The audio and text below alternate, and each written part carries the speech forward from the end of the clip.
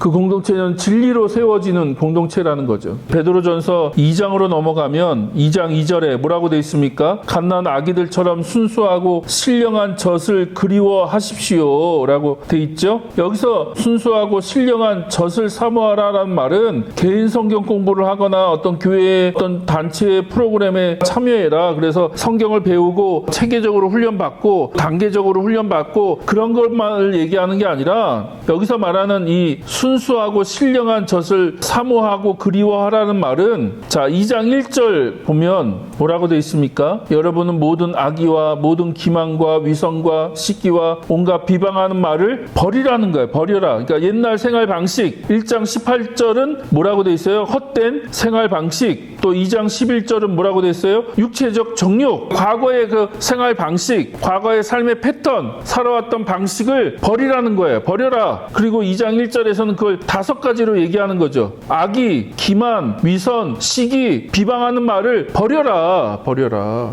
그런 방식으로 살아가지 말고 그것을 열망하거나 그런 방식으로 살아가려고 여러분의 삶을 거기에다가 투자하지 말라는 거예요. 더 이상. 그러면 어떻게 알아? 진리를 열망하고 진리를 사모하라는 거. 하나님 말씀, 진리를 사모하고 하나님의 말씀에 대한 목마름과 갈급함을 가지라는 거예요. 그래서 하나님 말씀대로 살기로 하나님을 더 깊이 알아가고 하나님 말씀을 통해서 하나님의 뜻이 무엇인지를 알기를 소원하는 그 열망을 가지라는 거예요. 그 열망을 가져라. 공동체가 진짜 공동체로서 세워지려면 말씀에 대한 열망, 목마름이 있어야 된다는 거죠. 근데 우리가 그런 공동체를 세우기가 거의 어려운 이유가 계속 얘기하잖아요. 그냥 구원의 목표는 죽어서 천국 가는 거니까 굳이 뭐 우리가 막 그렇게 막 힘들게 여기서 막 그런 공동체를 세워야 되냐. 죽어서 천국 가면 되는데. 그러니까 우리 안에 잘못된 이해와 오해가 있어서 하나님의 어떤 말씀에 대한 많은 왜곡들이 우리 안에 있었던 거죠. 그러므로 공동체를 허무는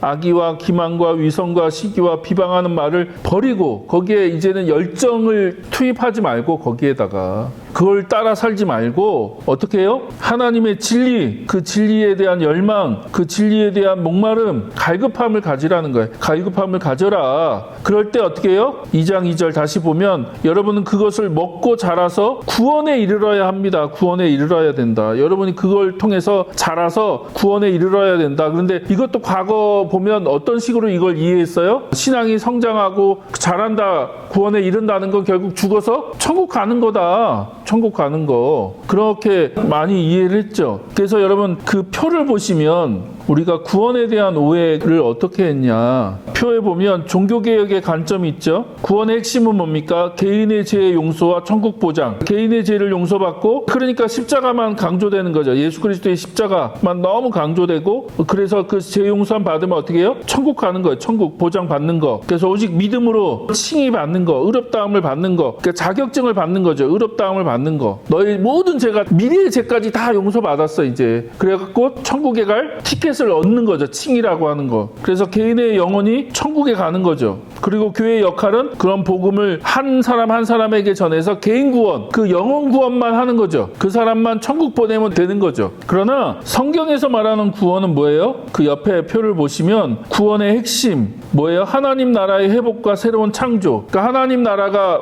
임하고 그 하나님 나라가 임한다는 건 뭐예요? 궁극적인 목적은 죄로 인해서 망가진 이 세상의 회복이에요. 온전한 회복. 하나님께서 창조하신 이 창조 전체의 회복. 근데 그것이 누구로부터 시작한다고요? 여러분의 삶에서부터 시작되는 거예요. 여러분에게 새로운 생명을 부여하셔서 여러분의 삶을 회복하시고 여러분의 관계를 회복하시고 여러분 가정을 회복하시고 여러분의 직장과 여러분이 만나는 사람들 속에서 이제는 그 회복과 하나님의 그 구원을 여러분을 통해서 어떻게 해요? 흘러가도록 나눠지도록. 그래서 구원은 창조 세계 전체 회복을 얘기한다. 그러므로 구원의 최종 목표는 뭐예요? 하나님 나라가 이 땅에 임하는 거죠. 하나님 나라가 이 땅에 임하는 거. 그래서 세상 속에서 하나님 나라의 삶을 살아내는 거. 여러분 삶 속에 하나님 나라의 가치와 하나님 나라의 말씀, 진리를 가지고 그 살아내는 거. 그것이 중요한 거죠. 그래서 구원은 그저 천국을 가는 그런 개념을 넘어서 하나님 나라가 이 땅에 이루어지는 것이 구원이다.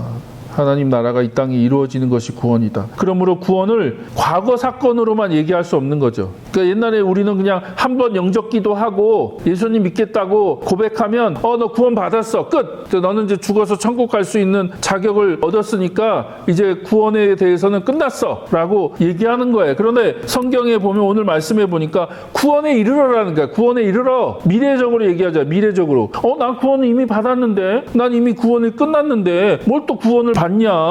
예수님 한번 영접하고 기도하고 하나님 자녀가 됐어. 천국 갈 자격이 주어졌다며.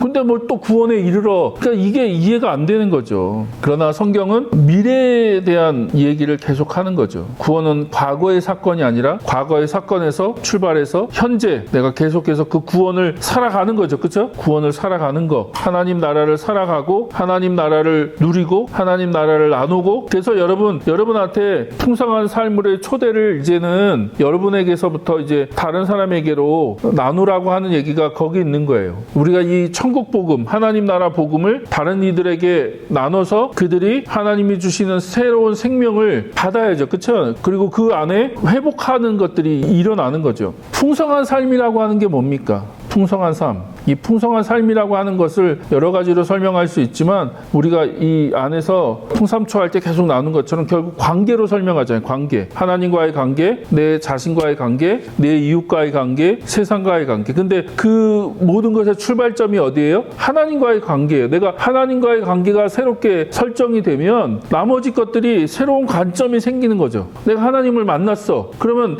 내 삶이 새롭게 설정이 되고 내가 세상을 바라보는 눈이 새롭게 설정이 되는 거죠. 그분이 주시는 그 풍성한 삶을 내가 맛보기 시작하고 하나님 안에서 그 하나님의 인자와 은혜와 자비와 능력을 내가 맛보기 시작해. 하나님 나라를 내가 경험하기 시작한다면 어때요? 이게 달라질 수밖에 없는 거죠. 다른 관계가. 그래서 2장 3절 뭐라고 얘기하는 겁니까? 여러분은 주님의 인자하심을 맛보았습니다 라고 얘기하는 거예요. 맛보았습니다. 마치 음식을 먹은 것처럼 안다고 그냥 머리로 알았습니다 라고 얘기하지 않고 뭐라고 얘기해요? 하나님의 인자하심을 맛보았다는 거예요. 여러분이 하나님의 인자하심을 경험했고 맛보았습니다 라고 얘기하는 거예요. 그렇다면 여러분이 그것을 맛보았다면 어떻게 합니까? 이젠 그걸 나누는 거죠. 나누는 거. 그래서 찾는 이들과 나누고 공동체에서 나누고 또 함께 돌보고 함께 뜨겁게 사랑하는 거. 그래서 진짜 대안적인 공동체, 이 땅에 하나님 나라의 그 대안적인 공동체를 그 하나님의 그 진리, 다른 말로 하면 하나님 나라의 복음이죠. 그것으로 세워가라는 거예요.